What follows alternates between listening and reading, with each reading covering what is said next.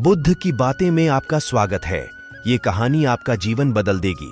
पूरा सुने और चैनल सब्सक्राइब करके कमेंट में नमो बुद्धाय जरूर लिखें। एक बार भगवान गौतम बुद्ध अपने शिष्यों के साथ किसी पर्वतीय स्थल पर ठहरे थे। शाम के समय वह अपने एक शिष्य के साथ भ्रमण के लिए निकले। दोनों प्रकृति के मोहक दृश्य का आनंद ले रहे थे। विशाल और मजबूत चट्टान को देख शिष्य के भीतर उत्सुकता जगी। उसने पूछा, इन चट्टानों में तो किसी का शासन नहीं होगा, क्योंकि ये अटल, अविचल और कठोर हैं। शिष्य की बात सुनकर बुद्ध बोले कि नहीं, इन शक्तिशाली चट्टानों पर भी किसी का शासन है। लोहे के प्रहार से इन चट्टानों के भी टुकड़े टुकड़े हो जाते हैं। इस पर शिष्य बोला, तब तो लोहा सर्वशक्तिशाली हुआ। बुद्ध मुस्कुराए और बोले, नहीं, अग्नि अपने ताप से लोहे का रूप परिवर्तित कर सकती है। उन्हें धैर्यपूर्वक सुन रहा शिष्य बोला, इसका मतलब अग्नि सबसे शक्तिवान है।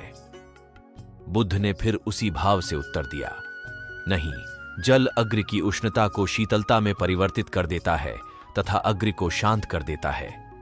शिष्य कुछ सोचने लग गया। बुद्ध समझ गए थे कि उसकी जिज्ञासा अब भी पूरी तरह शांत नहीं हुई है।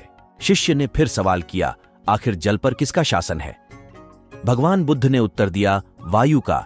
वायु का वेग जल की दिशा को बदल देता है। शिष्य कुछ कहता, इससे पहले ही बुद्ध ने कहा कि अब तुम कहोगे पवन सबसे शक्तिशाली हुआ। नहीं, पवन सबसे शक्तिशाली नहीं है। सबसे शक्तिशाली है मनुष्य की संकल्प शक्ति, क्योंकि इसी से पृथ्वी, जल, वायु, अग्नि इत्यादि को नियंत्रित किया जा सकता है। जीवन में कोई भी महत्वपूर्ण कार्य संकल्प शक्ति के बगैर असंभव है। इसलिए अपने भीतर संकल्प शक्ति का विकास करो।